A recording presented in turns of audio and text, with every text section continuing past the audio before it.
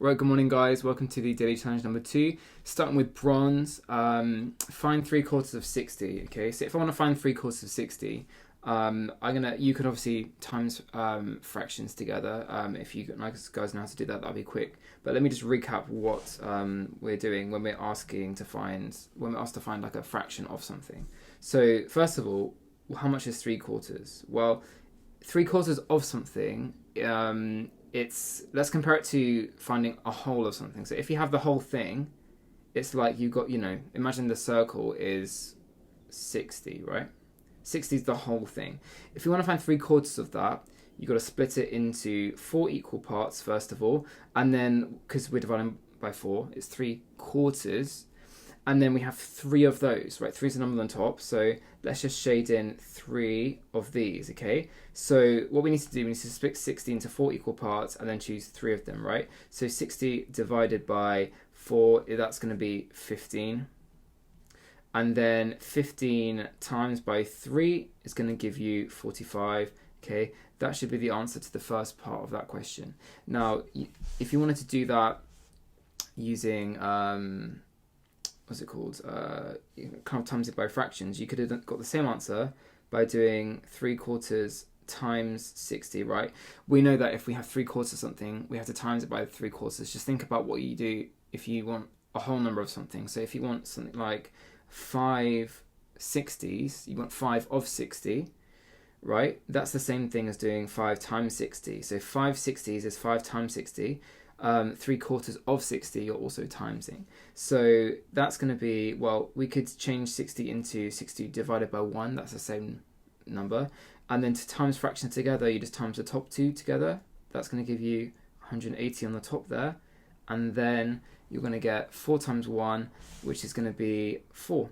And then you should get 180 divided by 4, which should give you 45 again. Okay, so you get the same answer, just 2 different methods for you there. Now, we need to find, in the next part of that question, find 4/3 of that. So we want to find 4/3 of 45, right? 45 was the answer to our previous question. Now, we're going to do the same thing, right? So, well, not the same thing, but a similar thing. 4/3 of something, if a circle represents the whole of it, so if the circle represents 45, let's just pretend that I drew that competently. These are 3 equal slices, so we need 4 of them. So we need 1, 2, 3, and actually we're going to need, imagine I've got another one of those thirds, okay? I'm going to add another one to that, okay? So to do this, we need to find out, okay, what is a third of 45? Like, what is each of these slices worth? So to do that, to find a third of it, you just split it into 3 equal parts. That's division. 45 divided by 3, that's going to give you 15. And then we're going to do 15 times by 4. And that should give you 60. Now, what do we notice about our answer here? There's something special going on. The answer we get after we do 3/4 of 60 and then 4/3 is we get back what we started with, 60. Okay? So let me draw that out for you even more clearly, right?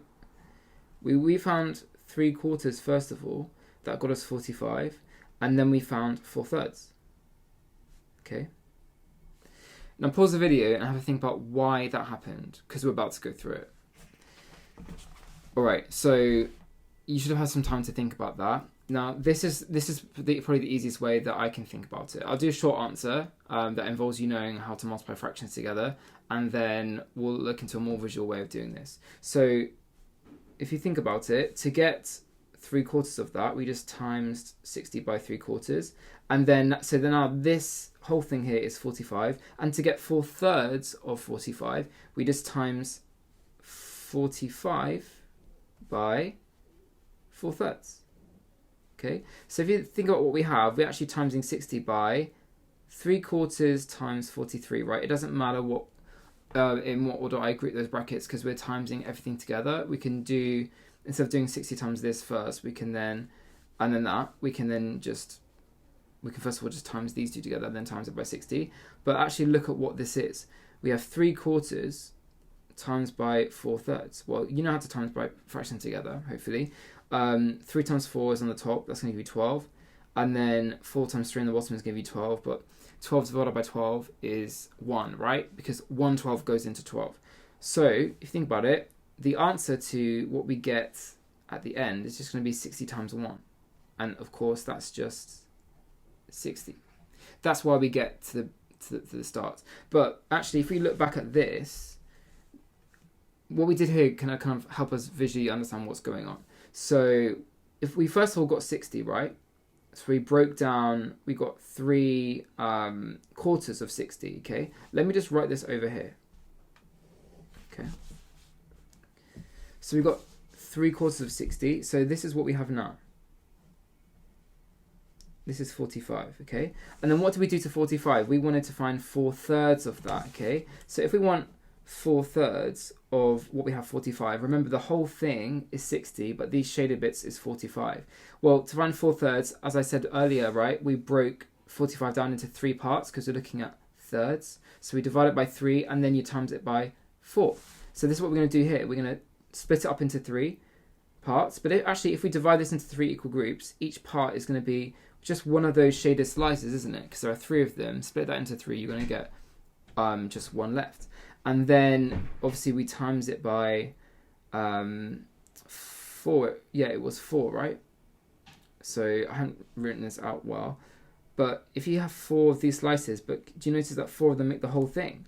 So actually, you're going to get back all of 60. Okay, so that's a bit more of a visual idea about like why that works. Okay, so let's go on to the silver one.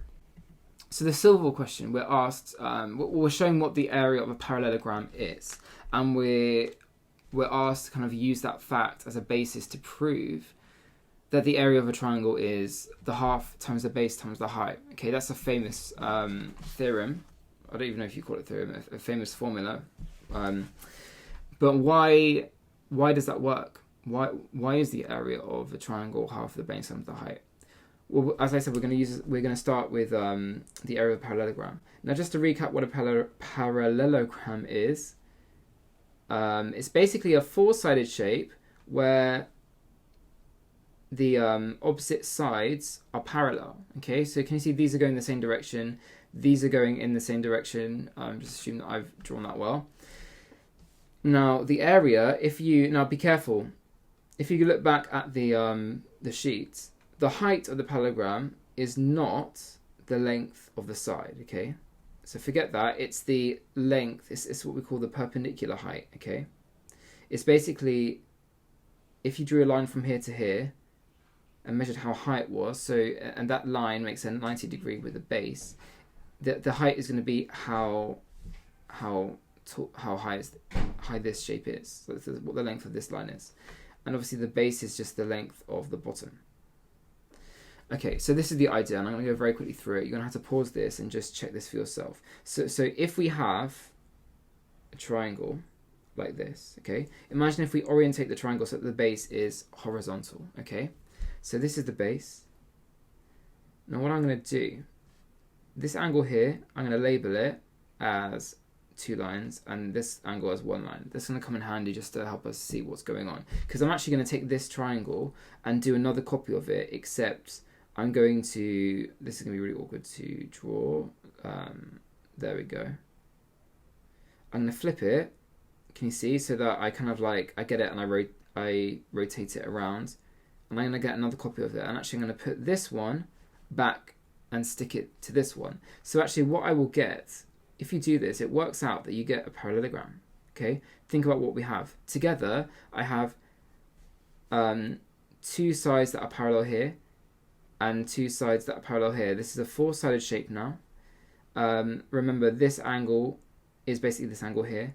This angle is here. So if you're good with angles, you can kind of prove that this makes a parallelogram. You really do get parallel lines here and here and here and here. Now the thing is, we know that the area of this parallelogram is, this is the height, right? And the base is the same as the base for the triangle, right? The base for the single triangle is the same as the base for the parallelogram. So we know already, let me just scratch that out. We know that the area of a parallelogram is the base times the height, okay? So the area of this whole shape, the two triangles together of parallelogram, is going to be equal to just the base times the height. Now notice that the height of the parallelogram is actually the same as the height of the triangle, right? The height of the parallelogram is the same as the height of the triangle. So actually, the base times the height in this parallelogram is exactly the same for the triangle, except, let's say, the area of the triangle. The way we're going to do this is that because two triangles fit into this parallelogram, we're actually going to have to halve the whole thing to get what the area of one of these triangles is, because two of them make the other parallelogram. Well, half that. Obviously, each of these triangles have the same area, so we half it and get the area of one triangle. So that is the base times the height divided by 2. That's what you do to get the area, and that's just the answer to that. So it's a really neat trick. That's actually where it comes from, and you can in turn prove that the area of a parallelogram is base times the height. And actually, if you really want to know where we get our fact about the area of the parallelogram, a very short explanation is that we actually cut it. We send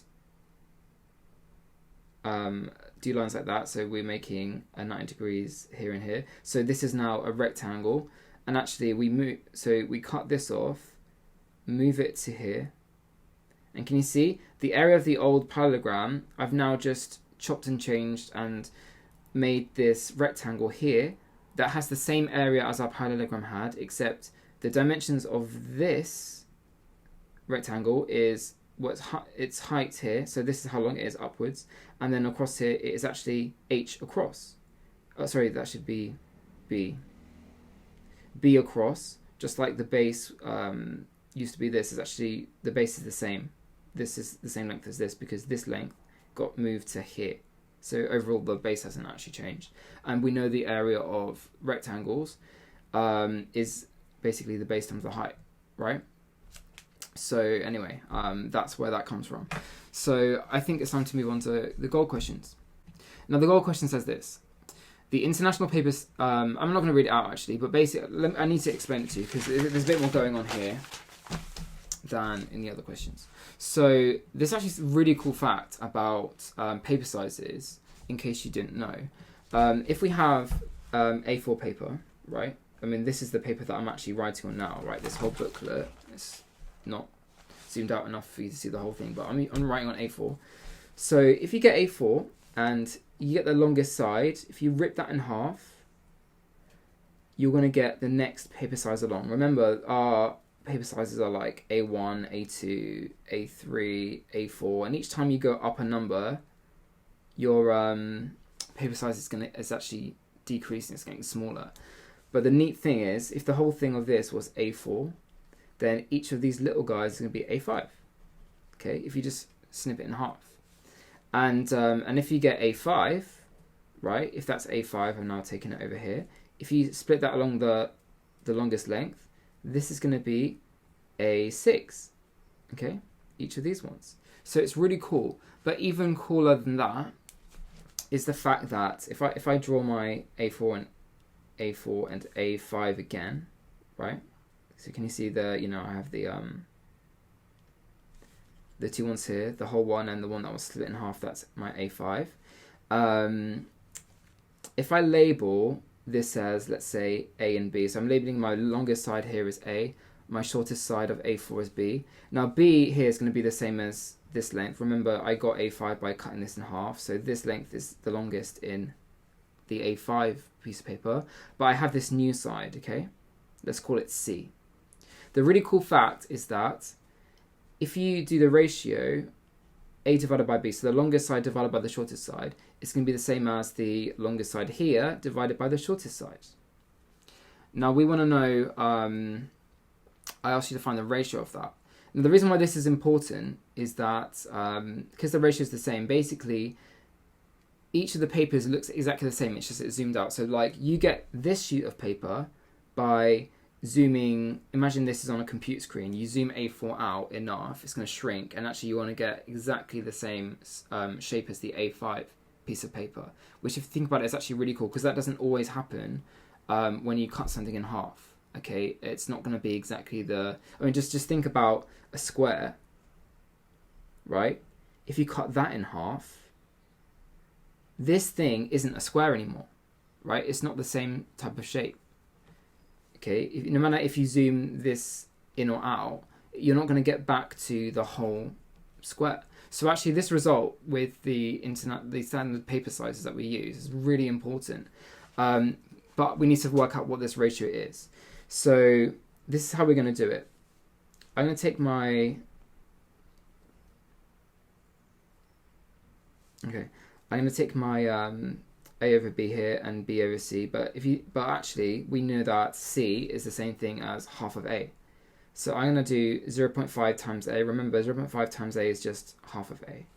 And then I'm going to times both sides by 0.5 A. And that's going to give me, here, I'm going to have 0.5 A squared divided by B. And so I've just times this whole fraction here by 0.5A.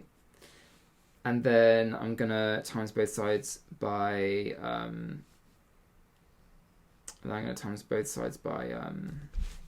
B as well.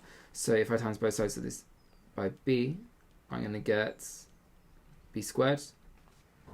Okay, so I have this equation here. Now what I'm actually going to do, I'm going to times both sides by 2. So half A squared times 2 is just going to give you 1A squared. And then times that by 2, you're going to get 2B squared. Okay, now after that, I'm going to divide both sides by B squared. So that should give me A squared over B squared is equal to 2, right? Because I divide by B squared, that B squared goes.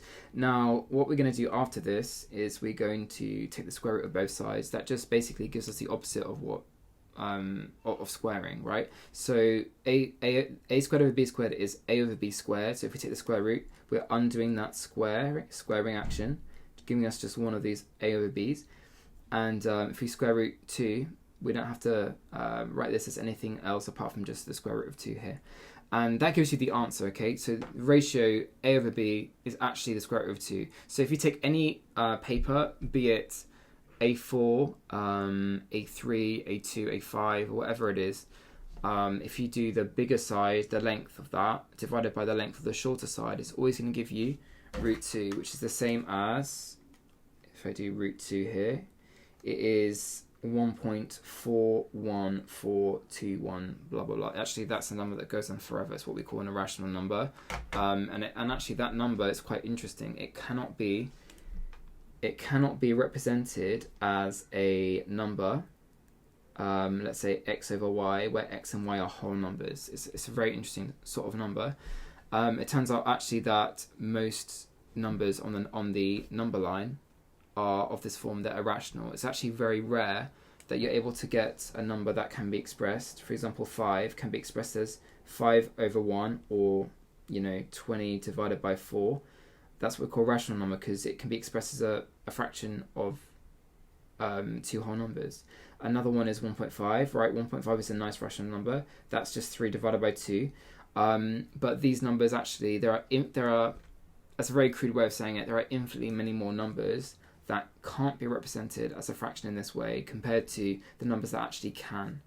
Now that's actually really strange if you think about it, because there are infinitely many numbers that are rational that can be expressed as a fraction like this. Okay, you can just think of any whole number, divide it by another whole number. Like, there are infinitely many combinations you can do of that. So yeah, that's just a weird thing about rational numbers that you'll see if you just continue maybe going on to A level. You'll see that. Okay, thank you today.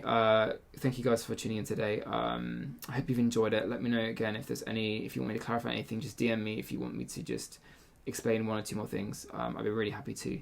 But I hope you have a really good day. Thank you for listening, and hopefully I'll see you tomorrow. All right, thank you. Bye.